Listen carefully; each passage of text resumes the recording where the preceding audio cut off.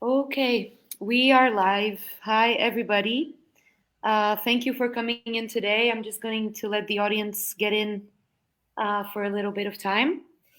I'm very happy to host Migrant Woman Reality Watch number 33, if I'm not mistaken. This one is a special one because it's in the framework of the 8th of March, so in the framework of women's human rights. And we wanted to make sure to have Chris Stark around these dates because of her super good work on the prostitution of Indigenous women and girls, but also because she just launched her new book called Carnival Lights. So during this Migrant Woman Reality Watch, you will be able to hear more about that. I will let Chris introduce herself. But first, as you maybe saw in the publicity for this event, I just wanted to say that Chris is the sorts of, do everything kind of woman. She's an award-winning writer, she's a researcher, a visual artist, and both a national and international speaker, as she is based in the US. The novel that we will be talking about today is not her first, but her second. Her first one being called Nichols' Tales of Dissociation. I will ask more about that later on. Chris also has a huge range of essays, poems, academic writing, creative nonfiction. So that's something that we will be able to talk about a little bit more. And we will, of course, send you all the information that you need for you to access those. Apart from all these things, Chris is also the co-editor of Not for Sale, Feminists Resisting Prostitution and Pornography, and also the co-author of this research called Garden of Truth, the Prostitution and Trafficking of Native Women in Minnesota. And we will also be talking about that during our talk. Please get in and join us to talk about the many things that we just mentioned before. It's not every day that we have a woman who addresses the exploitation of Indigenous women and girls. First of all, I think that's because we're in Europe, but also because sometimes here we don't really have a clear idea of what Indigenous would be, because we do have Indigenous women in Europe, but we don't really see it in the proper sense of the term. So that's a mental note for us to keep researching. But yes, welcome, Chris. I've talked a lot. Yeah. Thank you so much for having me. It's really an honor to be here and to be talking to everyone. So I really appreciate that. It's very exciting for me. And my English name is Chris Stark, and my Anishinaabe name is Nagamo Zibi Unse Ekwe, which means Singing Little River Woman. I have a mixed background. I'm Anishinaabe Cherokee, and then I have European ancestry as well. And I follow Anishinaabe ways. For those of you who aren't familiar, we're also called Ojibwe. You may have heard that. That's a common term as well. But basically, we were on the northeast coast, and then when the Europeans arrived, we ended up migrating over into the areas, parts of Canada, Michigan, Wisconsin, Minnesota, and North Dakota, for those of you who might be familiar with the United States. So we're in the upper Midwest area, and these are our homelands, along with 500 plus other Indigenous nations here in the United States. So that's me. I think that what I want to say in terms of the rest of my introduction is that I was a little girl being raised in the woods of northern Minnesota, and when I was 4 years old, I used to fall asleep at night, very sad because there was so much violence in my home and also outside of the home that I was experiencing, that I didn't know if I was going to wake up in the morning. So I think it's really important when we're talking about these issues, more and more that I do this, the more and more I think it's important for us to ground ourselves in what matters the most. And to me, that's what matters the most. That in the work that I have been able to do over the past now 34 years, I've never forgotten what it's like to be that little 4-year-old who had no one coming to help her, and that sadness. So that I think is what I would kind of like to start off with, and grounded in that. Yeah. So miigwech, thank you. Thank you so much for that introduction. I think it's very important for those of us, not only survivors of male violence, but as women in general, to keep that in mind, to ground ourselves, to stay connected, and to stay, living up to our truth. So thank you for that. Since you presented yourself now to the audience, I was wondering if you could maybe expand a bit on the work that you do. This can be academic work, field work, the work that is important for you, and what got you here today. How did you go from that little girl who lay awake at night wondering if she was going to wake up to what you're doing today? Yeah. So one of the things that I do is I teach writing. I teach writing at universities, community colleges, and then off and on for about 20 years, I've taught writing in the community, particularly with women of color who have been prostituted and sex trafficked, and many of them have been homeless as well. And one of the things that I really like to put out there is that we all have our gifts. And a lot of times what I see is that people are for a variety of reasons, they're really perhaps intimidated by writing or by doing art or stepping out into the world in whatever way they might want to speak their truths and, do work that can help others. And we all come from somewhere. And I just really want to encourage, people. I want to encourage women and girls in particular to really pay attention to yourself and to your gifts and the things that bring you joy, because that's probably the path that you're going to want to follow in terms of what you have to do with your life and what you can bring to the world. So when I was, I think I was 20, maybe 21 years old, I quit drinking, and I was a college student, and I traveled away for college so that I could get away from the family members and the others who also sex trafficked me and used me in pornography. That was how I got away from that. And I remember I had always wanted to write ever since I was really little. I always wanted to write. And I really had to get away from that because I couldn't have survived the violence if I had been so inwardly reflective as a child and a teenager. It would have destroyed me. And so once I stopped drinking and I got far enough away from the perpetrators, I started to pursue that again. And I remember going to a Feminist Voices. There was a little newspaper in Madison, Wisconsin called Feminist Voices. And I went to their first meeting and I was terrified. I was just so afraid. I was like, what would I have to say about anything? What could I contribute to anything? I was so intimidated by the women at the meeting.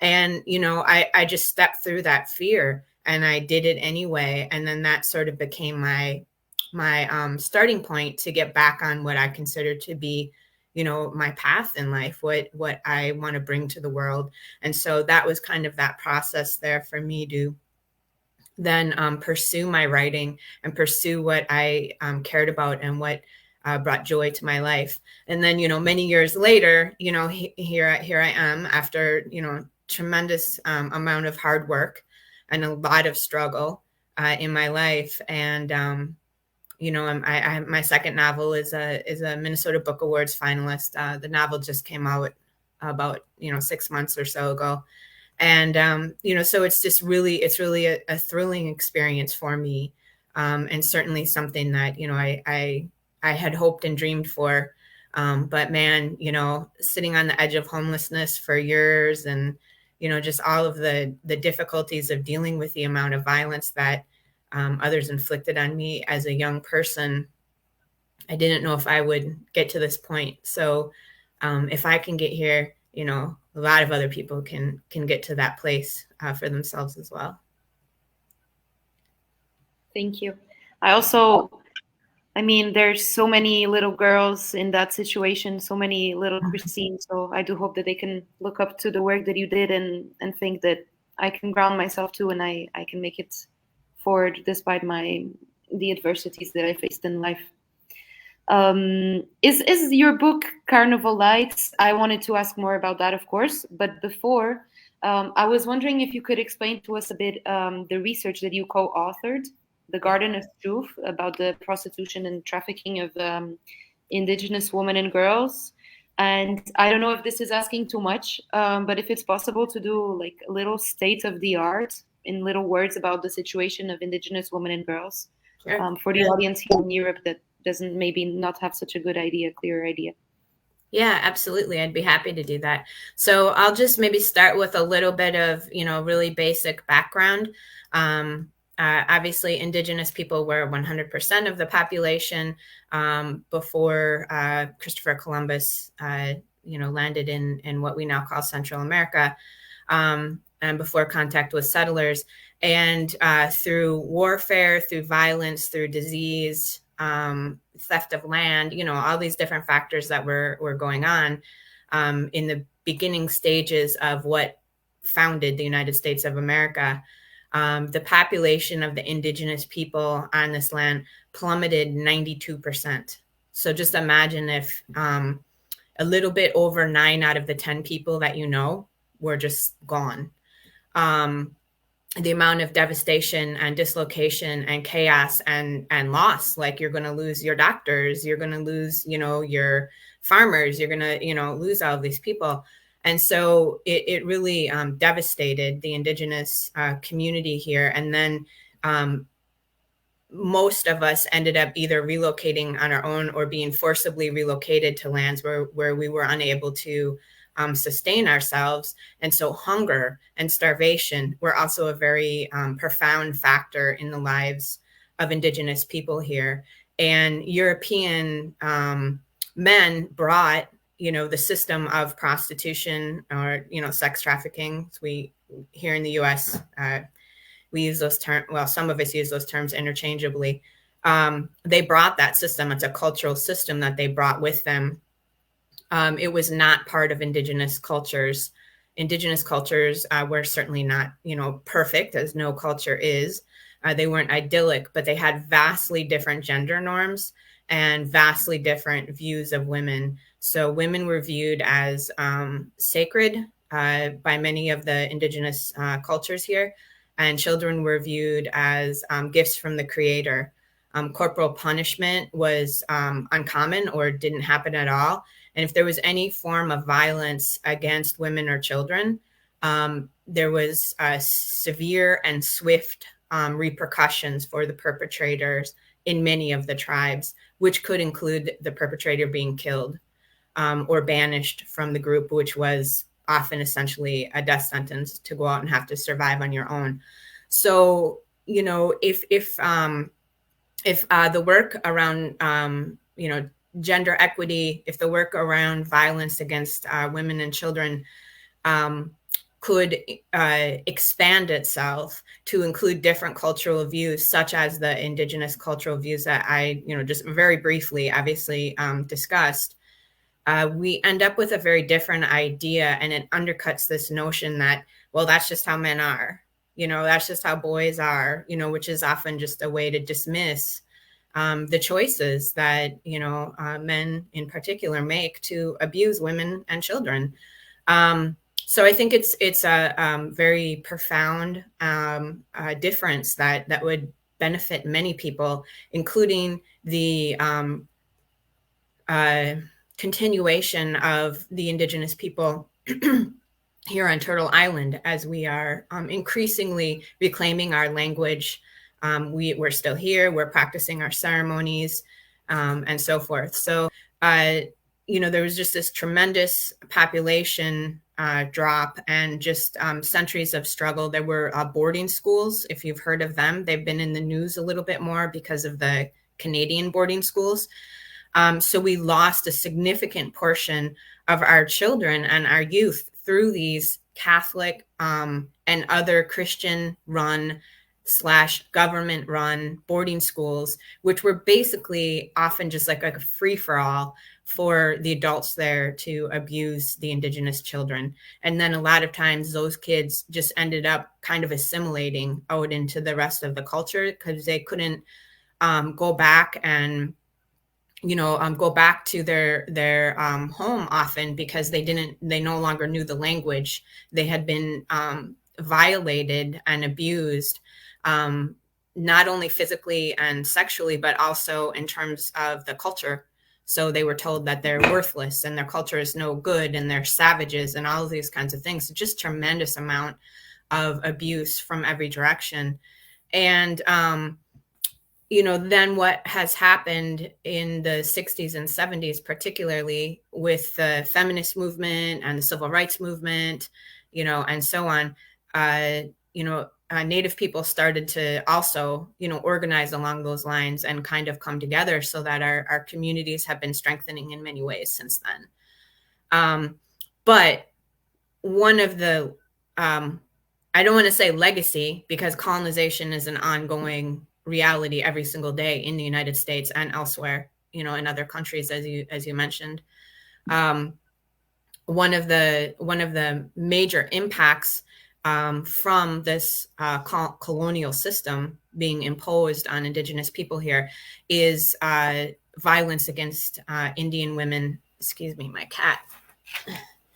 Indian women and children, having some of the highest rates of violence of any group of women in this country, often the highest rate of violence being inflicted on us. And unlike other groups of women, like, European women or African American women or Asian women, Native women are primarily abused by men who are not Native. So again, that really points to that colonial system of, non-Native men targeting Indigenous women. And there's a lot of reasons for that, some of which are jurisdictional. I mean, that's kind of like going off on a tangent, I think. But what we're left with is the highest rates of homelessness in the United States. Indigenous women and people experience the highest rates of homelessness in the United States. We know the interconnections, of course, between homelessness, prostitution, trafficking, domestic violence, and so on. On some reservations, Indigenous women are murdered at 10 times the rate of the national average. Indigenous women experience the highest rate of violence inflicted against us, than any other group in the United States. There's no other group in the United States that experiences more forms of violence than Indigenous women. And then, of course, we know that the prostitution and the sex trafficking in the Indigenous community is, it's through the roof. We're disproportionately vulnerable to being abused in those ways for all of these different reasons, all of these different barriers that have been put in our path and on us through this colonial system. And you mentioned Garden of Truth. People can Google that. It's online. We made it available anywhere. And I was a member of the Minnesota Indian Women's Sexual Assault Coalition at the time. And our coalition, along with Prostitution Research and Education, did the Garden of Truth to gather information about the prostitution and sex trafficking of Native women. We focused it on Minnesota, and we interviewed 105 Native women. And, again, the primary perpetrators were not Native men. They were European men and African American men, and then Asian men, and then Native men. And the rate of homelessness was 98%. So previous or current homelessness, 98% of the women had experienced homelessness. And then, it just kind of goes right down the line. 79% had experienced an average of 4 times being perpetrated against as a child. So we again see that connection to childhood abuse. And there's a significant connection between domestic violence and prostitution and sex trafficking. I think that's evident in a lot of communities, but it's particularly evident in our communities, where they kind of go, mix and mingle, shall we say, as forms of oppression. And one of the things that I don't think that our study captured that well, but that we see a lot here in Minnesota, especially in Minneapolis and St. Paul, which is our urban area, is we see a lot of grandmothers and grandmothers and even sometimes great grandmothers, women in their 50s and their 60s who are being violently raped and abused in prostitution and sex trafficking. And that is also unlike other groups of women. And it really, because that idea that you kind of quote unquote age out, right? Like the traffickers maybe don't want you after you're whatever, 34 or something. But we see a lot of that, which again speaks to the significant amount of barriers put on Native women, in terms of getting jobs, in terms of education, having housing, and so on. I think that's kind of it in a nutshell. If you have any, more specific questions, I hope that gives at least kind of a brief, overlay of some of the things that we're dealing with here. I could talk about some of the positive things that are going on here in Minnesota. We had a missing and murdered Indigenous women task force. I was a part of that. And we met for a little over a year and a half during the pandemic. Much of it was during the pandemic, so it was quite a challenge as well. And out of our mandates, one of the mandates was to establish a statewide MMIW office that will be able to track and directly address the high rate of missing and murdered Indigenous women, but also relatives, men and boys as well. And that now exists. They just hired the executive director. So that's really a positive and exciting direction to come out of the work that many Indigenous people have been doing in this area for a while.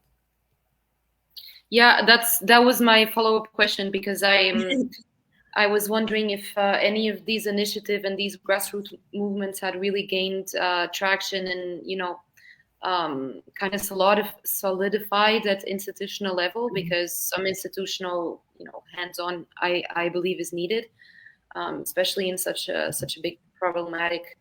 So yeah, I had a follow-up question as well. I remember actually the first time I heard you speak was when you had kind of a webinar on this topic for the NCOSE. Yeah, and you mentioned that Columbus, he actually kept private journals about the many ways that he abused and Indigenous women and girls, and that his crew also did. Is there any public acknowledgement on this? I mean, I know it's been such a long time, but I still think that it's pretty crazy that they kept these journals, and that is not, public knowledge. Only a few women know about it. Yeah. I mean, that's just a great question, right? I actually wrote an article that I'd be happy to share in the chat here for people who have access to databases. That it's an academic piece, and it starts off with Christopher Columbus landing, in what we now call Central America. And behind that, for those of you who are familiar with the papal bulls, that papal bull that was issued was a major factor in this colonization process. And it kind of put the wind to Christopher Columbus's sails, so to speak. And what that basically said was that, if there's land with non-Christian people on it, like, you can claim it for your own. And then those people are considered heathens and savages and so forth. And when he landed there, one of the first things that he did when he went back the first time, because he had 3 journeys, is he took 2,200 Indigenous people from that area and brought them back to the Mediterranean slave trade and sold them in the Mediterranean slave trade.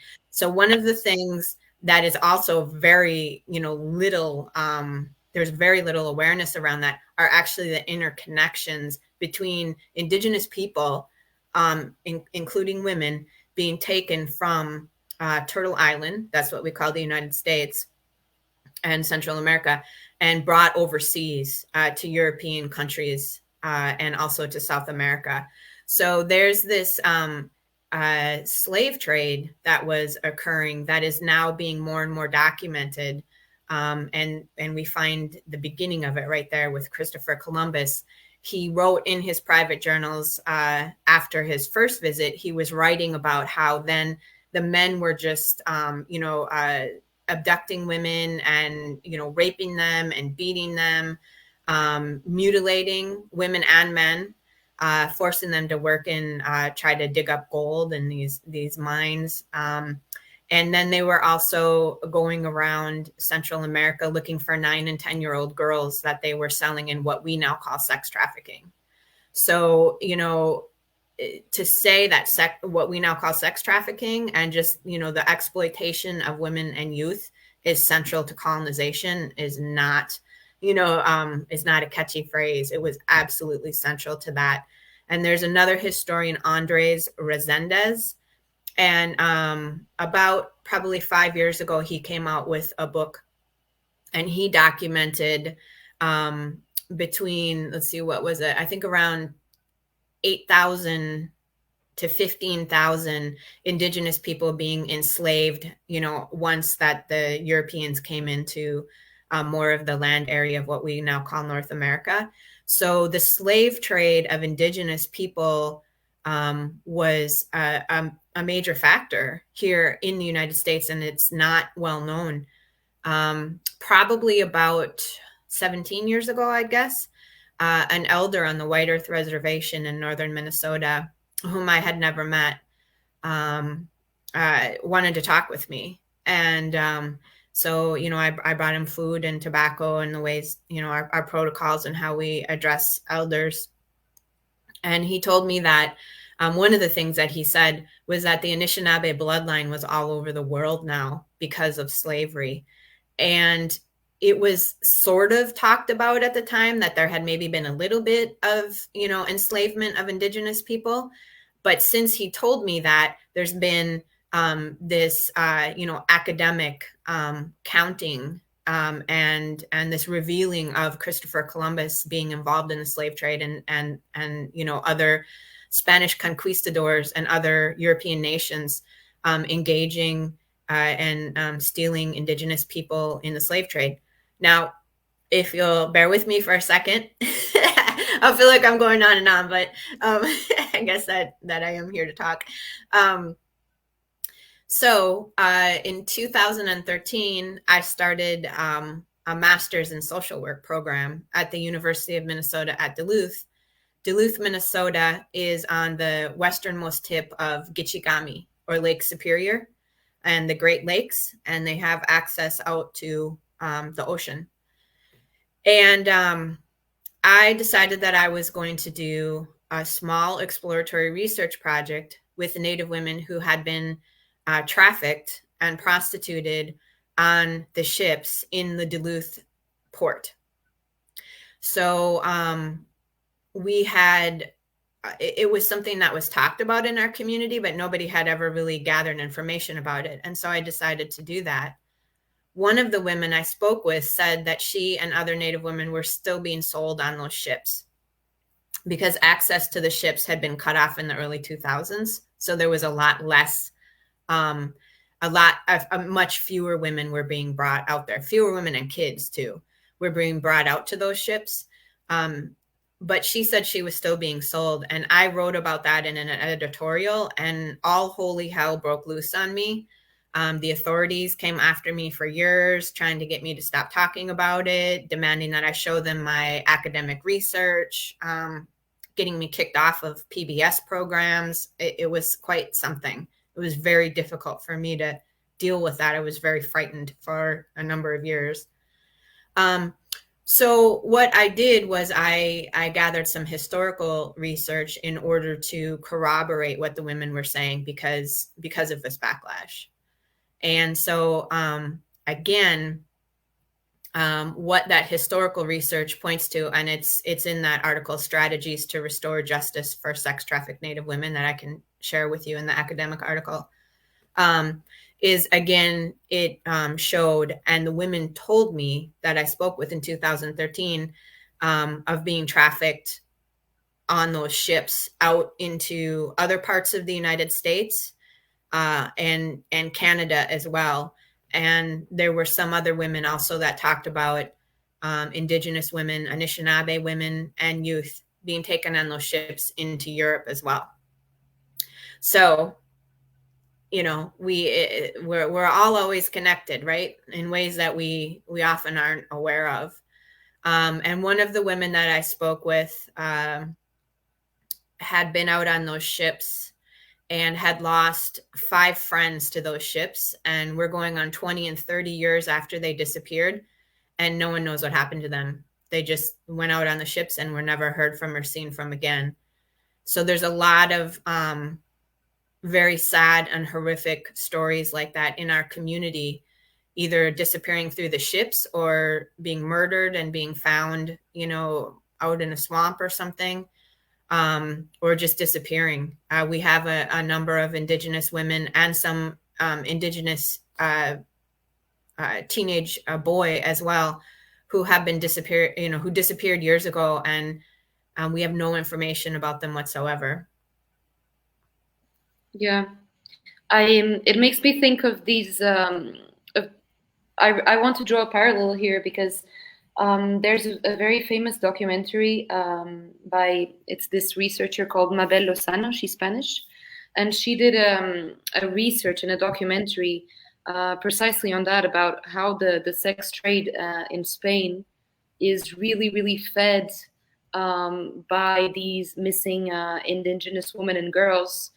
Because first they don't speak Castilian, so they don't speak the current Spanish. They have their own dialects, so they're very much more vulnerable to being cheated on, or to being told lies and things like that. They need to nourish their families, and actually, we didn't really understand when we started seeing these women here how come, you know, because we had this fragmented idea that the slave and sex trade are one thing, but that then indigenous women and girls, they just stay in the countries that are now colonized by the European powers, but that there was not a trajectory of these women coming here. So when we first saw these women, we didn't know where they come from, but now we know that it's basically what you just told us, the whole process, but also they get trafficked, you know, along many routes. So it's very difficult to find them. First, I don't know, take Ecuador or Colombia, they take them from there, then they go to Panama, then sometimes they go to the States, and then finally they reach here. So it's so very easy to lose sight of them, and to never, like you were saying, the situation 20, 30 years after, we still don't know what happened to these women. Yeah. It's astonishing, and it's something that, you know, I think we really need to understand better and pay more attention to what is happening in those ports. Yeah, it's very. I also spoke with a woman who was trafficked up into Duluth from.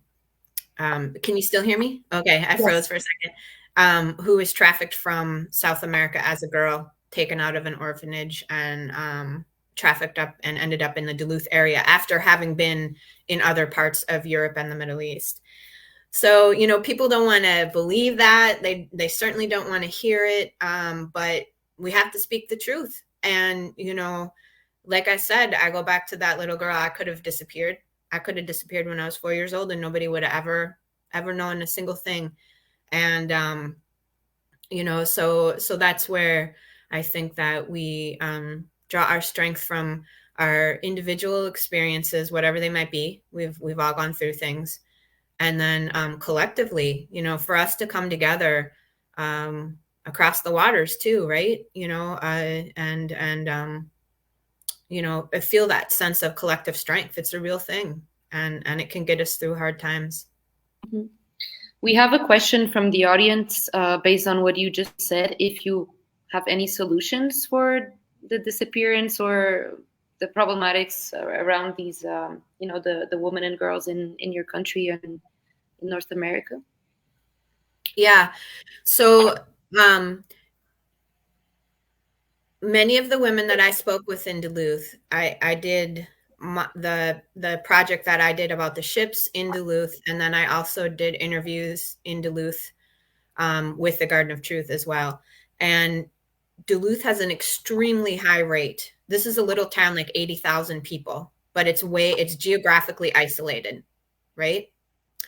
And so it's a small community. It's not very big, and they have extremely high rates of prostitution and sex trafficking of Indigenous women there. It's also within somewhat close proximity to 7 different reservations.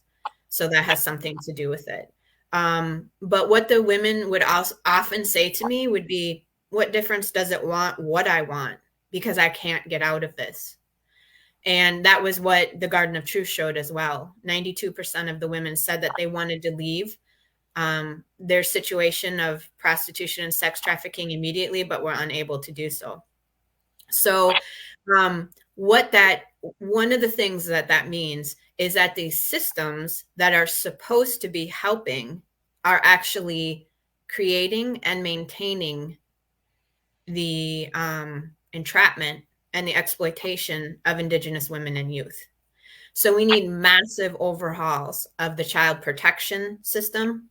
I'm not sure in all the different countries, what that translates to, but that is CPS is a way that our children are still taken from us and given to non-Native families, and then it ends up being like a parallel situation to the boarding schools. And so there's some good people in CPS for sure, and there's some good things that are happening, but it's a major problem in that our children are being lost through that. And it also can be used as a leverage in order to control and threaten women who are being exploited, who could either get into trouble with CPS by someone making a report, or who already have CPS involvement. And then those children can be removed from them. And we know that the vast majority of women are not going to change the circumstances of their lives if it means that they'll lose their children. So CPS is a major problem. We need a vast overhaul of the child protection welfare system. The police system, again, there's some good police officers, but the system of law enforcement, looking at it overall, and, the women talk about being abused in a variety of ways by police officers. And they also talk about some of the police officers being involved in, prostitution and sex trafficking, either as pimps or as Johns. So, those are just 2 examples of systems that are supposed to be helping Indigenous people, supposed to be helping Indigenous women, but they're actually creating and maintaining these systems. So one of the things that a couple of my friends and I are working on is to create a nonprofit where we can act as bridges, because the homeless shelters also are a problem, right?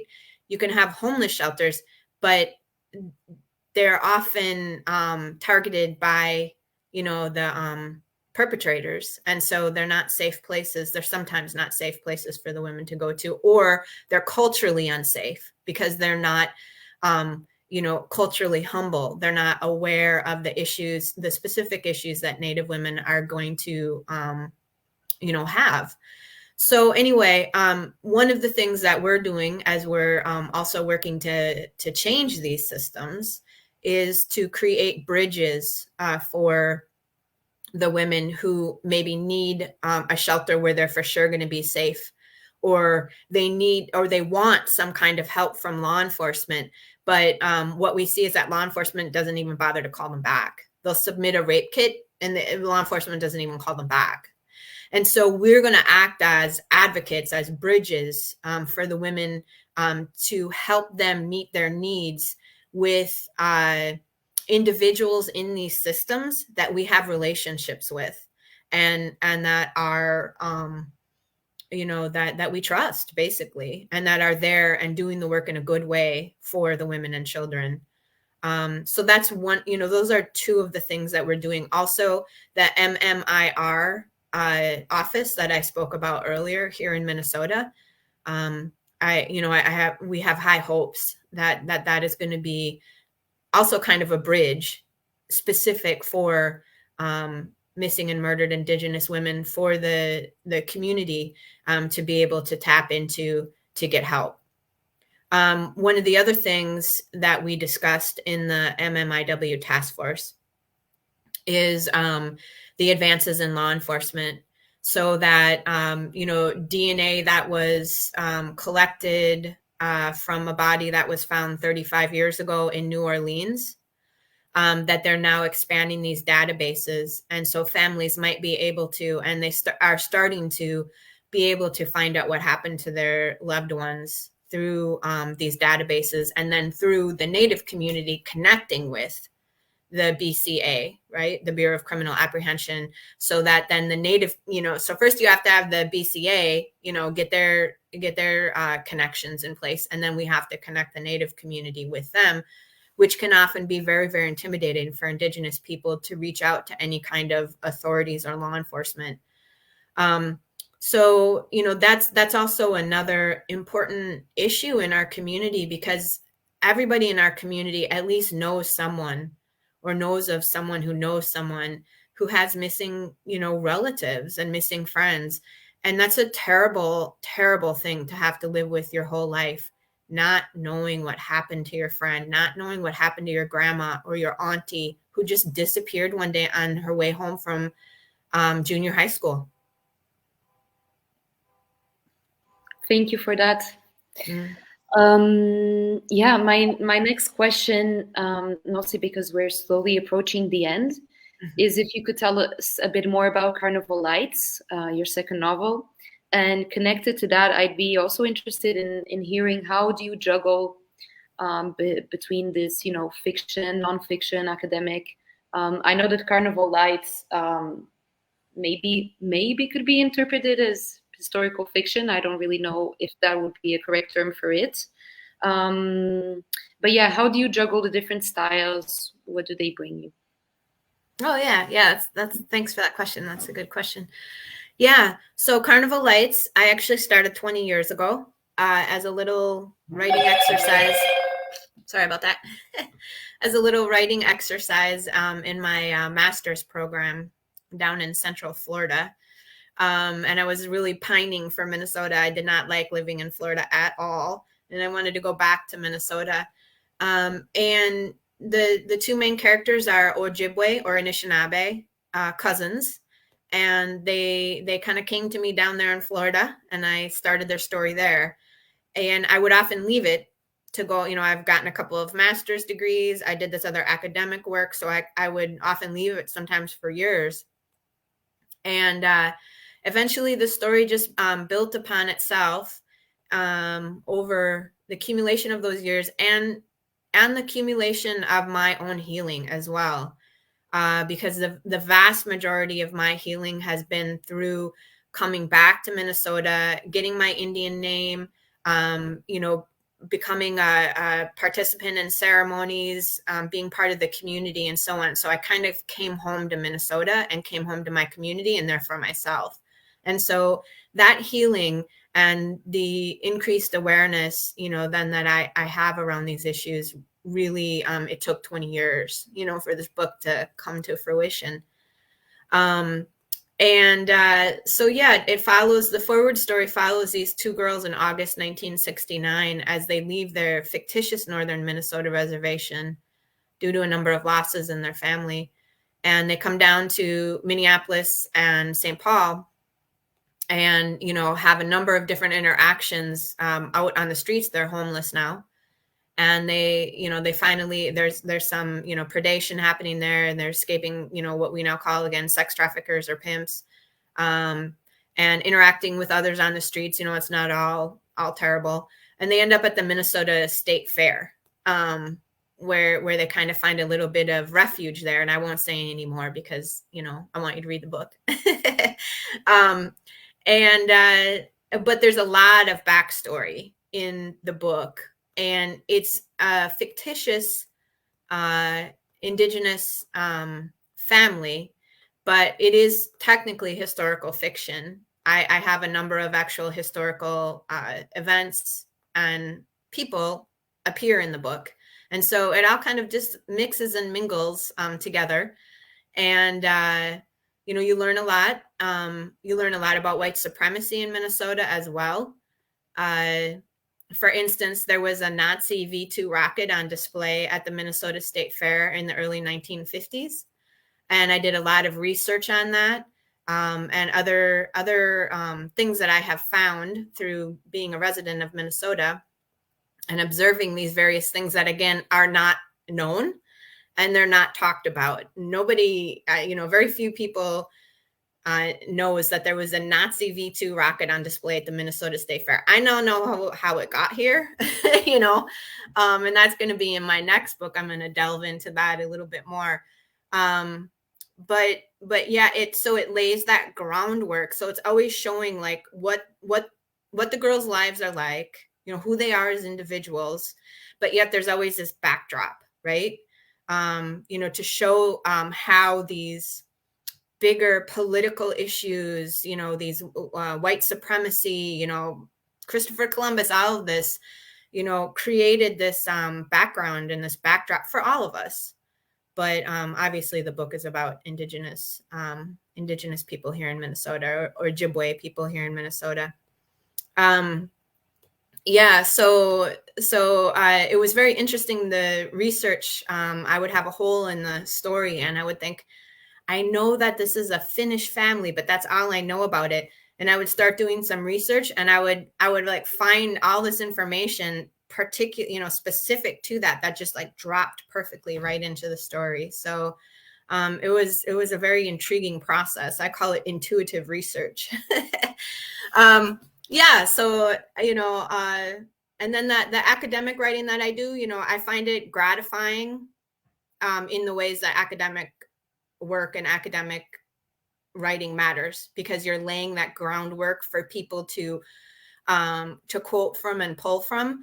But people are going to pick up a fiction book about two Ojibwe girls, and then they're going to learn all of this other information about this state. Not very many people are going to pick up an academic book about white supremacy in the United States, in the United States or in Minnesota.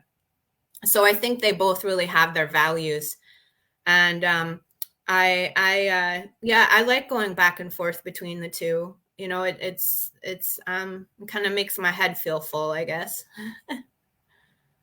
And how has the book been received in the States? Did you have a positive, feedback from the people who read it? Is it being translated in other languages? Yeah, that'd be wonderful to get it translated if anyone wants to do that. Yeah, so it's been out for a few months, and it it's a finalist for the Minnesota Book Awards, which is a pretty, it's a pretty significant situation to be in. I'm super thrilled about that. I'll find out at the end of April how that goes at a ceremony. And it's been entered in a number of other book awards too, but they haven't, none of those have been released yet. They get released a little bit later in the year. So I have some fingers crossed that maybe it'll catch on somewhere else. But I'm getting a really positive reception from people, here in Minnesota and elsewhere, just in terms of the narrative of the two girls and the family, sort of that emotional, social aspect of the book, fabric of the book, and then intertwining the other lesser known historical information organically, in that story. It just sort of all kind of works together. And I'm getting really positive feedback from it, really some nice reviews and so forth in literary magazines. So, like I said, I'm really thrilled. There was, there's been significant portions of my life where I didn't know if I was going to have a life, if I was just always going to be dealing with my past and basically kind of living in misery, from that. So, it's quite a lovely moment for me to be here in this situation. And I'm super thrilled and honored when people read my work.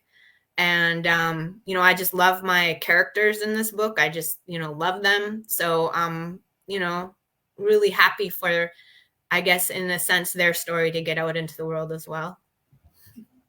I'm glad that we can contribute to, publicizing a bit here in Europe.